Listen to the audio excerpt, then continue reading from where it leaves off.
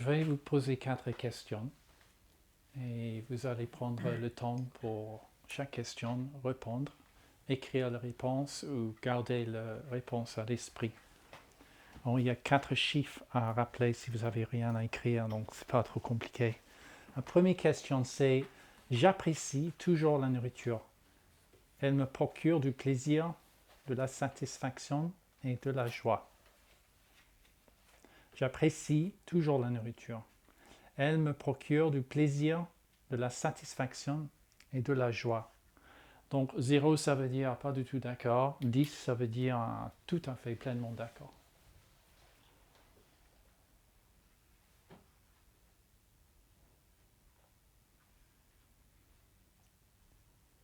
Deuxième question. Je sais quels aliments sont bons pour moi en général. Je sais lesquels aliments sont bons pour moi en général.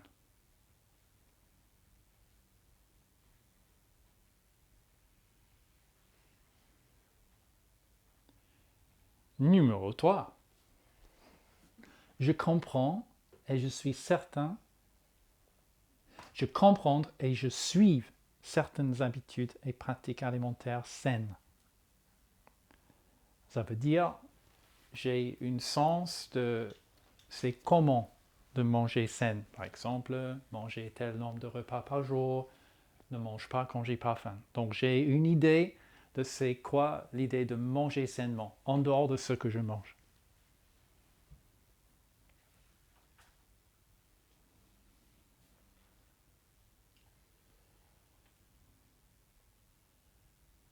Quatrième question.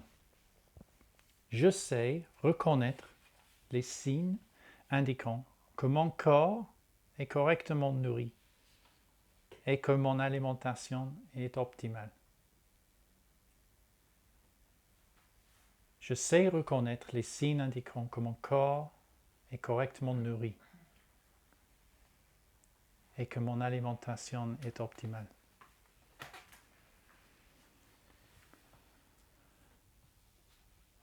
Si vous pouvez additionner les 4 résultats, ça veut dire un chiffre entre 0 et 40. 4 questions. Première question.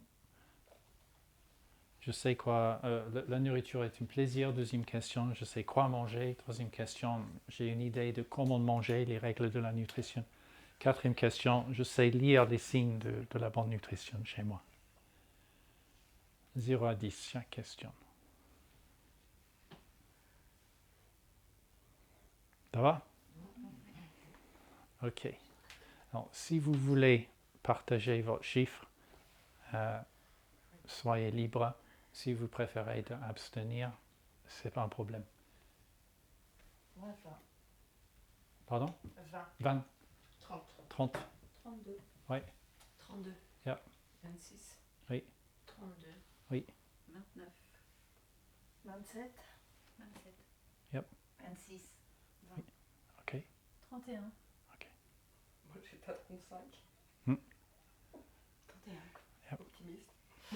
35. 35. 22. Ok. Ok. Moi, je ne chiffre pas 40. Voilà. Je pense que je suis quelque part dans les 35 aussi. Bon, c'est une indication de aussi la pertinence de cette conférence, ce sujet, cette recherche. Si vous avez un chiffre autour de 20, il y a probablement il y a une forte chance que vous allez apprécier et peut-être avoir des pistes d'exploration après ce soir. Si vous êtes dans des 30, le faible 30, vous allez peut-être apprendre 2-3 choses. Si vous êtes dans les 35, vous pouvez potentiellement retourner chez vous et faire autre chose. Moi, je peux rester. Je suis juste optimiste, c'est tout. Oui, ça veut dire le billet d'optimisme. Ben voilà. C'est possible que c'est ça aussi. Ok, très bien.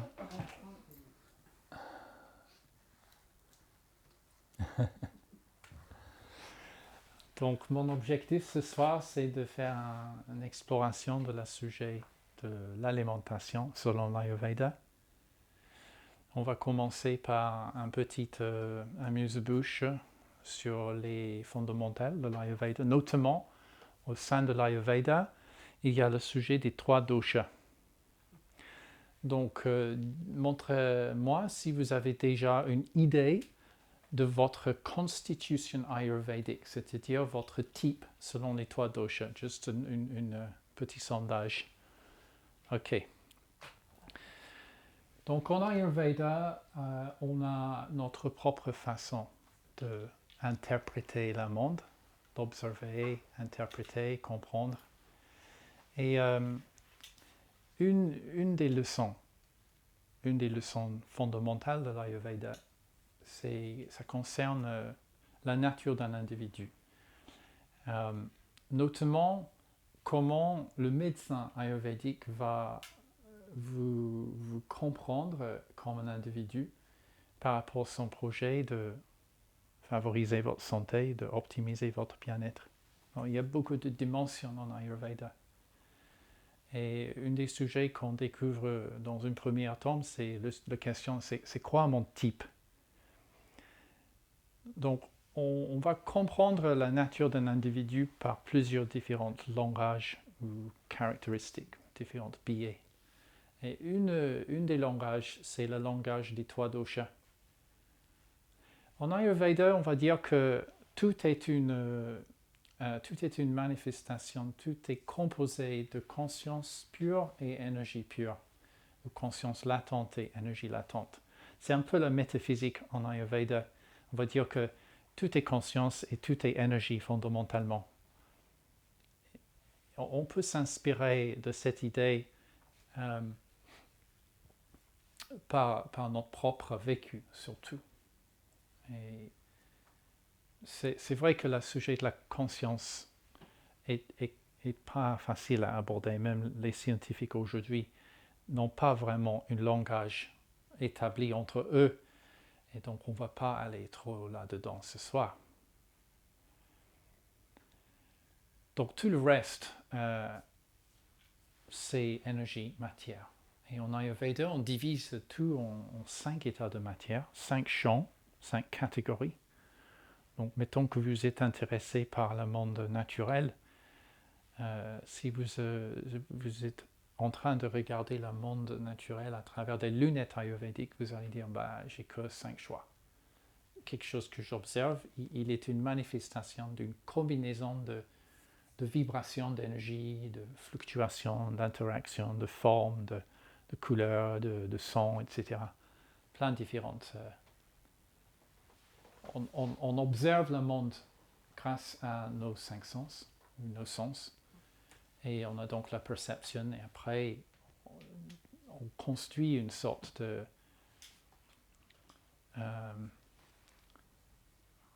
représentation grâce à ces perceptions. Et si on part sur l'idée de 5 modalités sensorielles, donc on a de l'ouïe, du toucher, la vue, le goût et l'odorat. Ces 5 grandes modalités de base. Il y en a d'autres modalités sensorielles un peu plus subtiles, mais ces 5 sens sont aussi un peu la clé à comprendre ces 5 états de matière à travers lesquels on construit une représentation de la réalité via notre corps, notre organisme. Donc on va dire que le monde et l'univers, il est composé de 5 états de matière, 5 états d'énergie. On appelle ça Akasha, Vayu, Agni, Jala et Prithvi. Akasha, c'est l'espace, l'expansion, la séparation. Vayu, c'est les mouvements unidirectionnels de divers sens et mouvements. Agni, c'est la lumière, le feu. Jala, c'est l'idée de liquidité. Et Prithvi, solidité, donc, eau et terre. Si vous prenez le temps et vous prendre vous-même comme exemple, vous pouvez essayer de catégoriser ce que tu observes objectivement grâce à ces 5 outils d'interprétation, ces 5 états de matière. Il y a des choses qui bougent dans un sens et dans un autre, c'est vayu. Il y a de la chaleur, il y a du agni, il y a de liquidité, des liquides, jala, il y a des solides, des trucs denses, prithvi. Puis il y a de l'espace, akasha. Donc on est tous composés par la même matériel, les mêmes composants, énergie, particules subatomiques, particules, atomes, neutrons, voilà, électrons, molécules, substances, cellules, tissus, organes. C'est le même matériel, mais comment construire et assembler un individu varie. Donc on est d'accord qu'on est à la fois la même, namasté, et on est à la fois unique, différent. C'est l'aspect de différence entre chacun qui est intéressant en Ayurveda, entre autres. Donc vous avez vu que je suis grande, relativement longue, étroite, maigre. Je suis très mobile de nature. Je n'aime pas trop rester assise longtemps sur un vol. Je peux pas, voilà, c'est ma nature. Je suis mobile, je suis léger, relativement léger. Je grimpe bien, je suis très flexible. J'ai moins de force, mais j'ai beaucoup de mobilité et d'agilité. Ça fait penser à lesquels états de matière. Oui, vata, c'est-à-dire l'idée de l'espace et de vent. Si vous avez un tempérament davantage chaud par rapport aux autres, vous allez penser à feu. Si vous êtes quelqu'un qui bouge moins, qui est plus stable, retenu, lourd, lent, vous allez penser à l'eau et terre. C'est instinctif, non? Donc l'Ayurveda part sur des bases très, très simples et instinctives. Pas besoin d'apprendre grand-chose et c'est déjà intuitif. Donc on peut évaluer un individu vis-à-vis leur morphologie, vis-à-vis le fonctionnement, la dynamique, tout ce qui fonctionne, qui change, qui bouge, la digestion, l'élimination, la menstruation. Et aussi par rapport à tout ce qui est très subtil et subjectif, donc la psychologie, l'émotion, les sensations, les feelings, les pensées, façon de penser, etc. Il n'y a aucun aspect de moi qui est non attaché quelque part à ces 5 états de matière. Et donc, c'est quoi les 3 doshas? Les 3 doshas, c'est une idée. En fait, c'est encore une simplification. À l'échelle de la biologie surtout, et secondairement à l'échelle de la psychologie, c'est un outil de compréhension, c'est un outil clinique qui nous aide à rendre la complexité biologique simple. On appelle ça une heuristique, un raccourci. Donc on va imaginer qu'il y a 3 intelligences biologiques, 3 métaprincipes que nous utilisons d'expliquer tous les divers phénomènes sur toutes les échelles chez l'homme. À l'échelle de corps grossier, à l'échelle de corps subtil. Donc vous êtes ici en formation ou en stage de yoga. Les yogis divisent l'individu en 5 couches. Une couche de nourriture, une couche d'énergie, de sensation, une couche émotionnelle, une couche intellectuelle et une couche de félicité. Donc on a Annamaya Kosha, Pranamaya Kosha, Manomaya Kosha, Vijnanamaya Kosha et Anandamaya Kosha, la couche de béatitude. Les manifestations de chaque aspect de vous-même peuvent être interprétées, on peut observer les nuances, les petites variances selon votre composition au niveau des 5 éléments, au niveau des 5 états de matière, au niveau des 3 doshas. Donc Vata, c'est la dosha, le principe biologique qui contrôle et qui gouverne la synergie entre l'espace et le mouvement. Il est le chef de la mouvement, donc il est littéralement traduit comme ce qui bouge ou celui qui bouge. Pitta, c'est le principe biologique qui joue avec le feu et l'eau en seconde place, qui soutiennent plein de formes de digestion et de transformation réducteur. Donc il est connu comme ce qui bouge ou celui qui digère ou ce qui digère. Et kapha dosha, littéralement, ça veut dire ce qui relie ou donne un câlin. C'est un principe structurel de cohésion qui s'en sert de liquidité et de solidité. Vous êtes en train de mettre en place une sorte de grille de compréhension poétique, instinctive, qui nous aideront à comprendre tout ce qui se passe chez l'homme à travers ces 3 doshas. Et selon l'Ayurveda, quand dosha est fonctionnel, tout va bien, on est en santé, on a de l'énergie et tout va bien. Si les doshas sont en aggravation, déséquilibrés, nous ne sommes plus en santé, nous sommes en détresse. Il y a de la souffrance subjective et puis objectivement, les choses ne fonctionnent pas comme on veut. Donc, quand l'organisme est en état équilibré, l'homéostasie est assurée, les divers milliards de composants fonctionnent ensemble comme un orchestre qui est bien conduit par le conducteur. Et donc on entend de la musique, on dit que c'est fonctionnel. Quand ça part en désordre, l'homéostasie se dégrade, la vaste complexité des interactions entre tous les composants commence d'être chaotique, désordonnée, en désordre. Et là, on va dire que c'est le déséquilibre, c'est la maladie. À un certain stade, chaque système de santé nomme tel et tel désordre une maladie. D'autres vont nommer ça, je ne sais pas, un syndrome, un déséquilibre. Donc l'idée en Ayurveda, c'est de connaître un minimum sur ces principes, sur tous ces 3 doshas. Et une médecin en Ayurveda, une consultante, un éducateur, moi je ne suis pas un médecin, je suis éducateur, il peut vous aider à comprendre votre propre nature. Donc vous avez votre propre génétique et votre nature, il est défini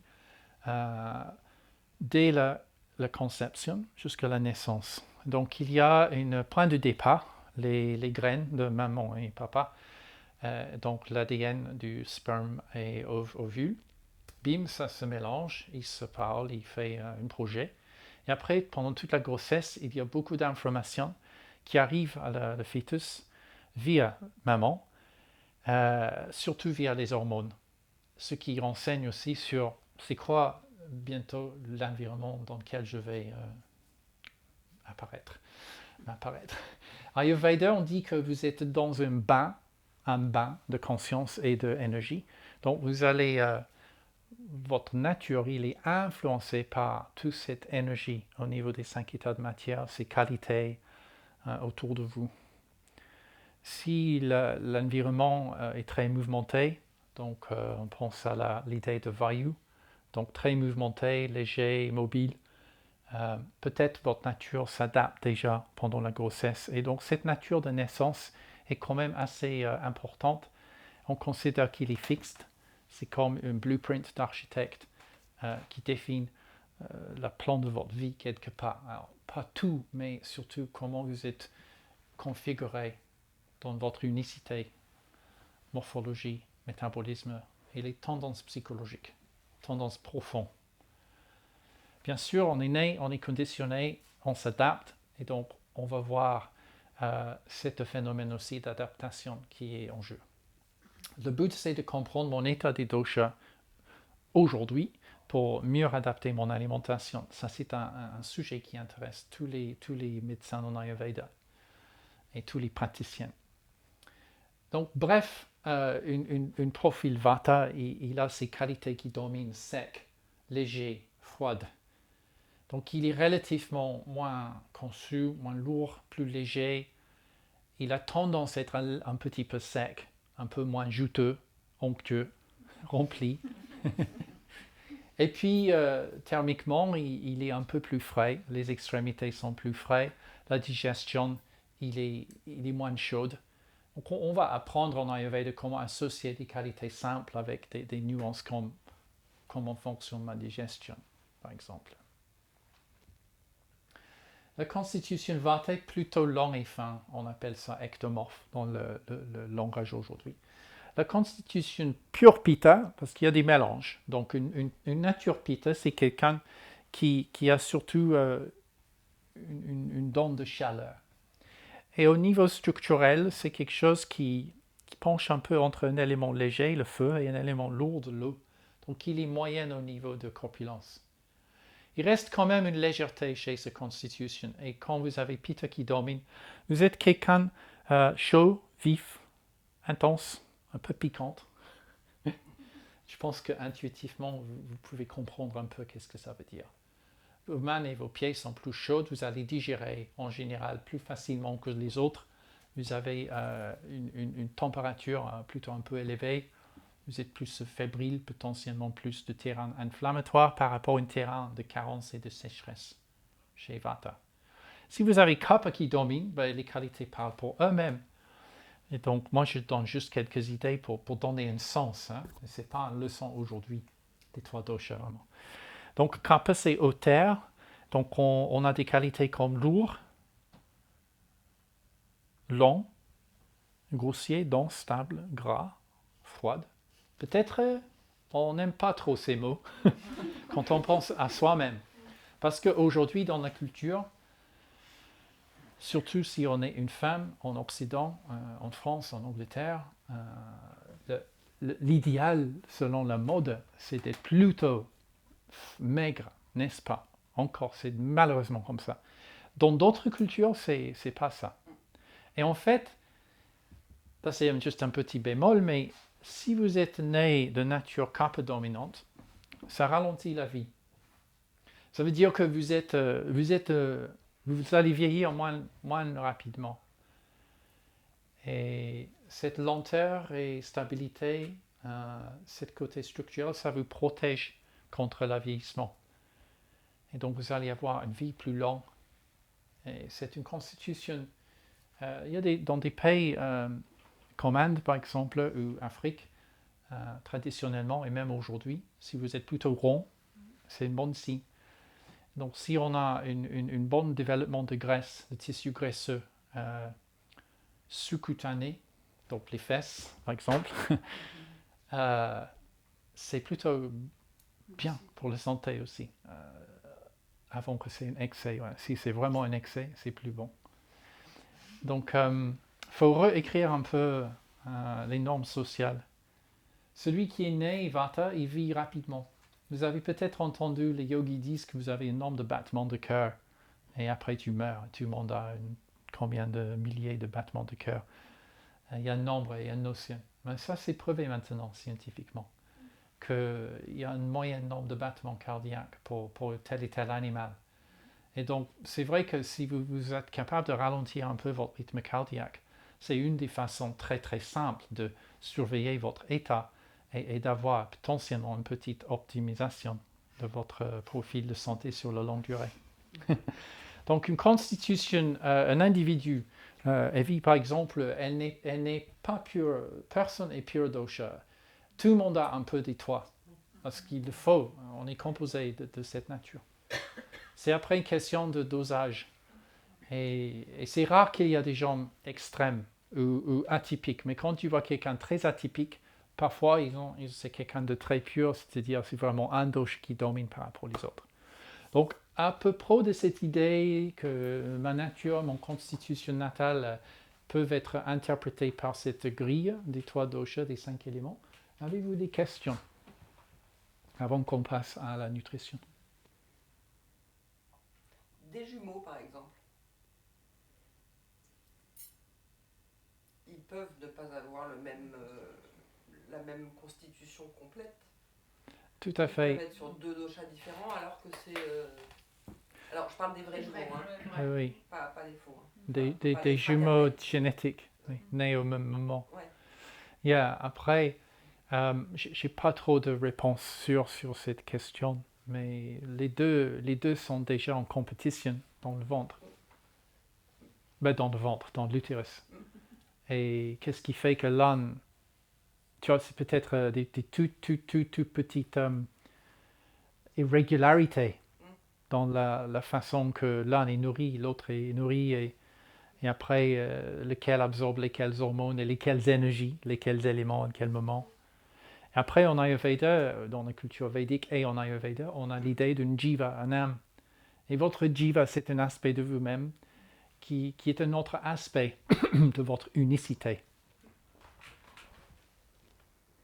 Donc on peut avoir deux jumeaux génétiques qui à l'âge de 10 ans, même ils ont vécu un peu la même chose, ils ne sont pas exactement pareils. Par contre, d'un point de vue des études aujourd'hui, ce que les scientifiques sont en train de comprendre, c'est qu'en fait, il y a tellement d'influences. On pense que deux enfants jumeaux ont la même influence, mais non, ils ne sont pas les mêmes influences. Et l'énergie n'est pas pareille ici que là-bas. Ici, plus sombre, là-bas, plus lumineux. Donc, ça s'additionne, ça conditionne. D'autres questions sur les doshas et l'idée d'une constitution? Les triplés, oui. Pardon? Encore plus de compétition pour les triplés. Oui. Donc, ça veut dire qu'il y a beaucoup de choses qui se passent pour l'individu avant sa naissance. Oui. En fait, on est né avec un point de départ. On va déjà dans un sens. On est né avec une préadaptation. Et la plupart viennent de la génétique, on pense. Il y a une petite partie de l'épigénétique pendant la grossesse. Si on peut nommer ça de l'épigénétique pendant la grossesse, je ne suis pas sûr si c'est le bon langage. Donc, une énorme partie de notre nature est quelque part ce qui nous destine d'une certaine façon. Vos doshas, c'est votre façon de réagir à la vie, de répondre, de survivre aussi. C'est des mécanismes de survie. Un animal, il est fait pour vivre dans une certaine niche. Et donc, les doshas, c'est une façon de créer de la diversité chez les êtres vivants, y compris l'homme. Et nous sommes une espèce sociale. Donc, on vit ensemble, on fait des choses ensemble. Et donc, c'est bien qu'on a des compétences propres à nous. Et puis aussi un chevauchement. Il y a toujours quelque chose qui se partage avec l'autre. Et l'harmonie, quelque part, c'est de maintenir un état fonctionnel de vos doshas en respectant la dose. Imaginons que chaque cercle change en volume, en taille, mais qu'il y a toujours une communication et une interaction entre eux. Et donc, si vous êtes extrêmement kapha, vous êtes quand même mobile et quand même chaude. Vous avez quand même du chaleur et un processus digestif. Processus digestif, catabolisme. Processus anabolique, kapha. Et on a donc un aspect de catabolisme, réduction, digestion, un aspect anabolisme, créé, construit. Et ça, c'est un peu le yin-yang. Le yang et le yin. Et après, vata, c'est un peu le chi qui maintient la vie et le mouvement entre tout ça.